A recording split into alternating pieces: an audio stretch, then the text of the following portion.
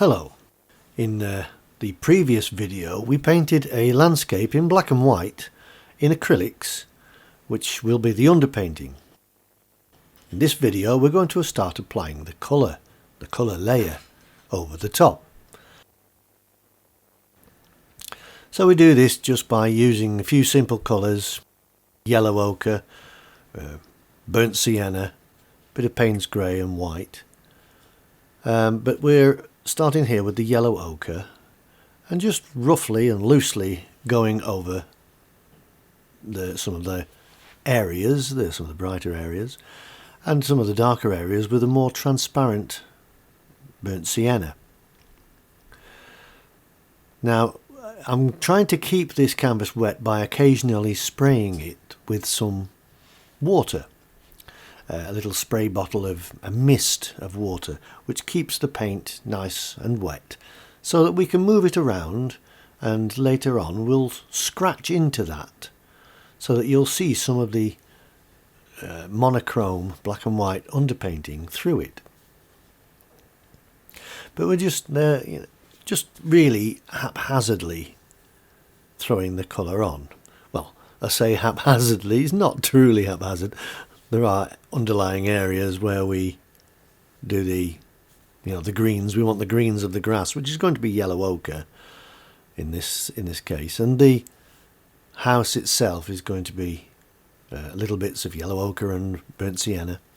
But we're keeping the colours simple to so that we don't get too complicated with it.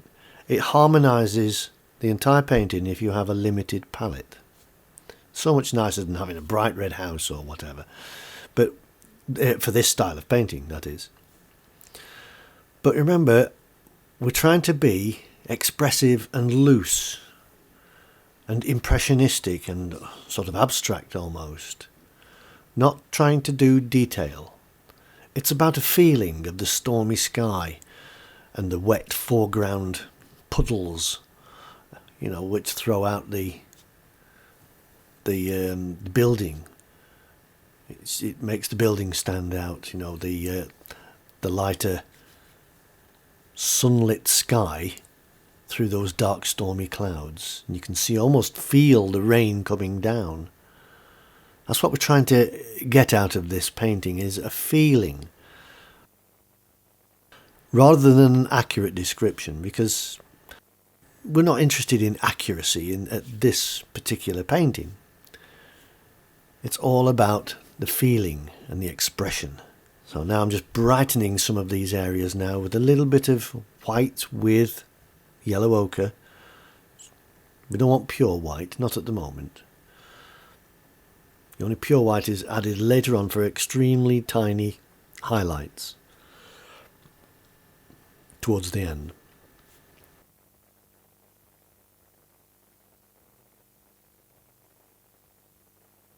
Using the silicone scraper, moving the paint around while it's wet. It's a wonderful tool to use. It creates its own expressionism and abstract marks. It's great. So if the paint won't move, just spray it again with a little bit of water. Don't make it so that it paint runs. Just a light mist will suffice. Move it around and then start adding a few more of the colours back in. Where you want a little bit of detail is where you want the viewer's eye to concentrate. So it doesn't have to be everywhere, this detail, just here and there, little focus areas. That's what you need. Move the paint around again with the scraper, and even the back of the brush, which I've sharpened to a point, a wooden brush handle, and just scratch into it, and some of the darker monochrome areas will still show through, and it all creates interest. I love all this mess, I call it. It's a messy painting, and I love messy paintings because they're interesting to look at. They're not photographic representations.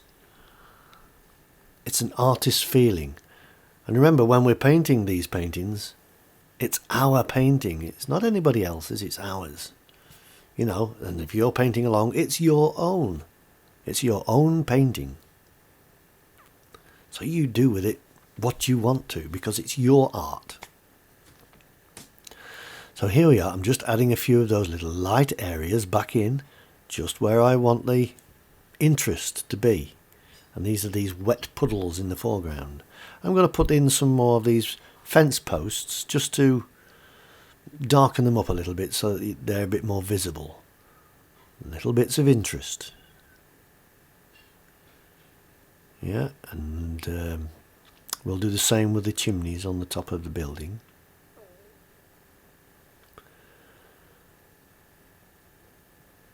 It's just tiny little areas of detail. It's not really detail, is it? It's just a little more defined, that's all. And in a way, it's quite Turner-esque. The way we're doing some of this, it's almost like it's coming in and out of reality. So I'm creating this little area here. I've decided to put a little house in here as well, a little smaller barn. Just another smaller area of interest.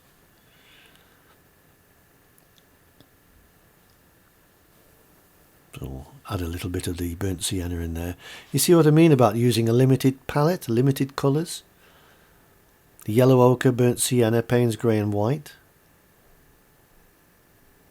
It makes it a lot easier to do a nice harmonious painting if you limit your colours. And they're very earthy colours. Burnt sienna and yellow ochre are earth colours, so they have a natural appearance.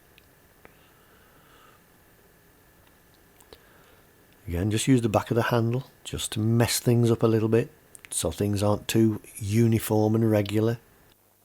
I spent my life painting detail, and it's wonderful to paint like this now. Very cathartic. So that's just about it. We just add two little touches, and we're done. Don't think I need to do much more to that. We'll call that finished. I hope you enjoyed that video, and I look forward to seeing you on the next video. In the meantime, if you have any questions, please put them in the comments below. I'll be only too happy to assist you with whatever I can. Thank you.